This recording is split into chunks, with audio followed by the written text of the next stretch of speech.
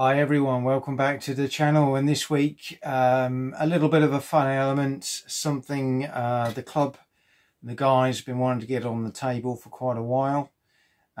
We finally decided to get What a Cowboy from Two Fat Lardies onto the table on Friday evening, and we had a blast. And I just wanted to share with you my thoughts around the game we had, my thoughts around the game generally, and just to sort of get a heads up on our views on What a Cowboy. So for those of you who've played rules from the Two Fat Lardies stable, What a Cowboy follows off the back of the very successful What a Tanker, which again was a game that we played quite a few times. It was a nice filler when you don't want something quite so serious as a war game or as a gaming experience, and you want something maybe to introduce new people to gaming, or you just want something light-hearted and fun for an evening that a good number of people can play, and maybe even have multiple games across an evening as well.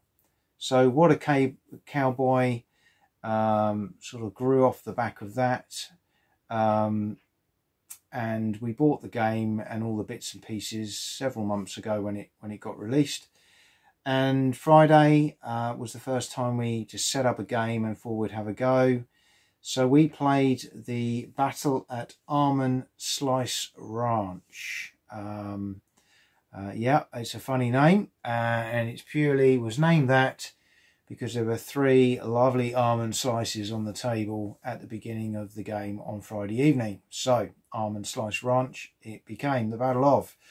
And we decided, three of us were playing, to have two characters each and just have a good old-fashioned shootout, in this case for the almond slices held in the town centre.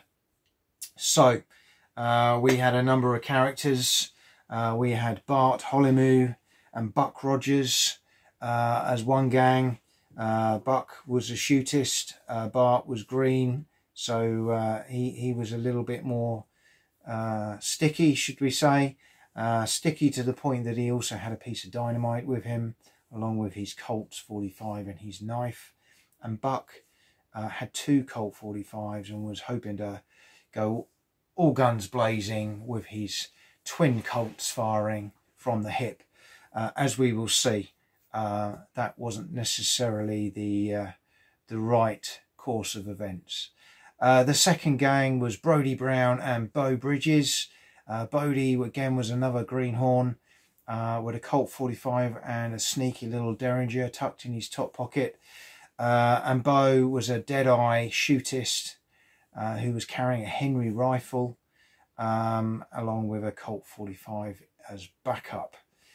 And the third gang was Colt Hughes, a tough greenhorn, cattle herder, carrying just a sole Colt 45, and a gunslinger with nerves of steel, carrying just a Colt 45, and that was Cliff Richards.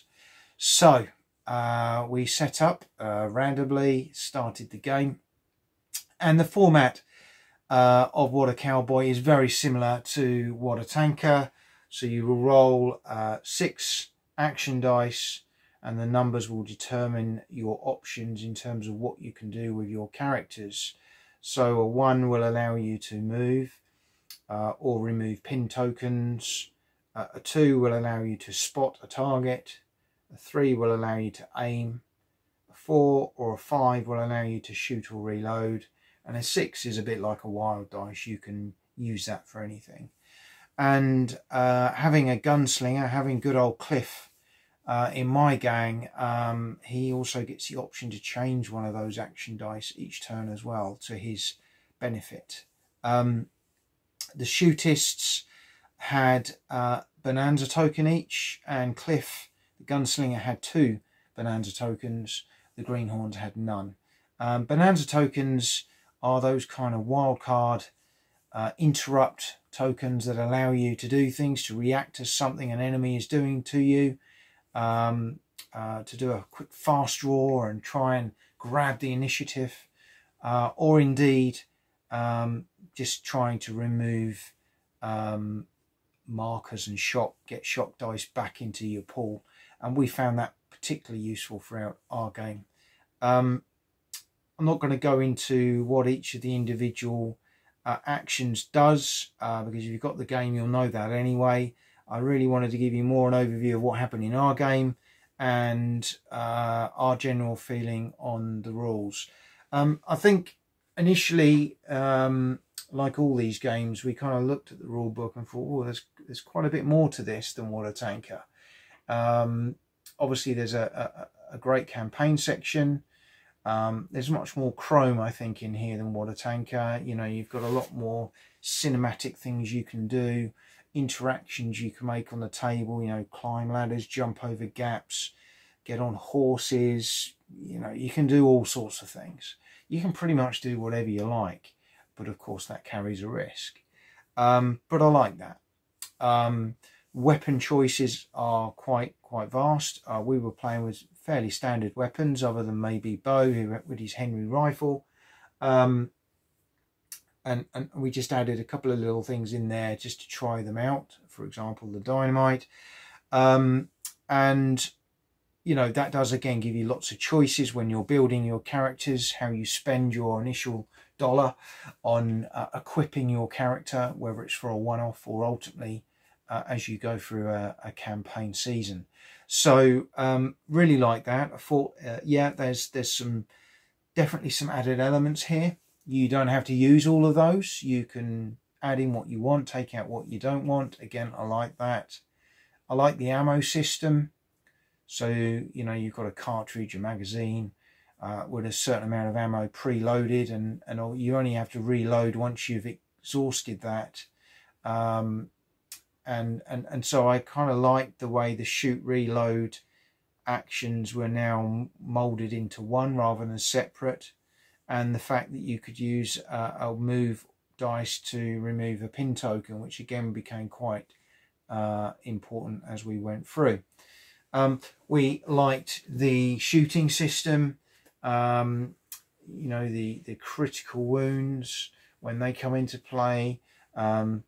We felt our characters had some longevity, which was nice. So other than maybe the odd lucky shot here or there, you're generally speaking going to be able to take some damage and continue playing. So it doesn't mean people are out of the game for very long. Of course, they can just pick up another character and stroll on into town if they want to. But ultimately, the game has the longevity that you want there. So, how did Almond Slice Ranch's battle turn out? Well, first few turns, we had Buck Rogers. He was playing a pretty aggressive game, and he came strolling straight towards the characters I was looking after, Colt and Cliff. And started to engage with them fairly early doors, certainly heading towards Colt the Greenhorn, where I think he felt he had an easier target to hit. And he did take a couple of pot shots without too much success early doors. From that point of view, I think Colt had a pin, but he managed to dodge, get back round behind a tree and dodge the hail of bullets that came from Buck's twin Colt 45s, and Bart played the long game. He decided to skirt. Well, he sat still and didn't do very much to start with, mainly because the dice were not favourable. But as the game went on, he decided to skirt around the flank, the edges of the town, looking for some easier opportunities. So we'll come back to Bart in a moment. Bo and Brody, they kept pretty close together. Again, didn't make too much movement. Bo, I think, was feeling pretty confident. He's a dead-eye shootist with a Henry rifle. He got very long range. So he took up position behind a tree, looking down the road, and also looking towards the rail fences that my characters, such as Cliff, were going to have to cross to get to his chaps. Bodie and Bro and Brody and Bo and Cliff and Colt both encountered problems with the picket railroad fences, needing that extra move dice to overcome those, made our movements very restrictive in the early turns until we worked out how to get around that. Colt, as I say, was too busy avoiding Buck's onslaught, and Cliff, with nerves of steel and a lovely hat, which you'll see in the photographs, decided to skirt around the side of the fencing and get himself some early shots at very extreme range on Bo, just hoping maybe to try and nullify a little bit of his effectiveness. Cliff was very worried at Bo's long range and his skills with his rifle, and so Cliff decided to gamble and take a shot at extreme range with his Colt to try and hit Bo. He did score a lucky hit, and on the dodge roll, Bo stumbled back from the tree to duck out of the way, tripped over his shoelace and stumbled face planted straight down on the dirt and became pinned on the floor, where he proceeded to lay for the next couple of turns and incurred a wound as well. So he lost early doors some dice, both to the shot pool, and he lost an action dice as well. And that sort of took Bo out of the game for the first couple of turns, much to Cliff's excitement. But Cliff, as turns went on, got maybe a little bit overexcited and decided to advance into the area where Brody and Bo were, and stand in the open with his nerves of steel and basically say, "Come on, lads, do your best." And so Brody took a pop at Cliff, managed to wound Cliff, bringing him to his knees. Cliff lost a dice to the action dice and to the shot pool as well. And suddenly we had Buck coming in from behind as well, launching an onslaught of bullets. Cliff was taking fire from 3 different directions as Bo got to his feet finally and managed to ping off a shot with his Henry rifle. Cliff, luckily, despite his initial wound, managed to avoid all of the incoming fire and take a safe duck back into the tree line round where Colt was still scouring, waiting for an opportunity to pick somebody off. And as this was all going on, Bart Hollymoo continued to skirt round the outskirts of the town looking for an opportunity. Next, we saw Buck deciding to take the law into his own hands, and he literally strolled down the road, bold as brass, all guns blazing, shooting away at Brody and Bo, and managing to get some pretty ineffective shots in at fairly long range. Much to his displeasure, Colt popped up behind a rail fence from behind, and seeing his opportunity, unleashed his Colt 45, scoring a critical hit into the back of Buck, who didn't realise he was there. And when the dice rolled, Colt rolled a 6 and scored a straight headshot, which killed Buck outright. So Buck was out of the game with immediate effect. As we continue, Bart now decided to get into the action and started to come round the flank of Brody and Bo. Bo, now feeling much more confident, started to skirt out a little bit, whilst Brody continued to line up and hopefully get some shots off towards Bart, but these were not effective either. Meanwhile, Colt and Cliff took a pause of breath and decided to wait and see how things played out as the shootout began between Brody, Bo and Bart. Bart, outnumbered 2 to 1, decided to take fortune in his own hands and throw his stick of dynamite.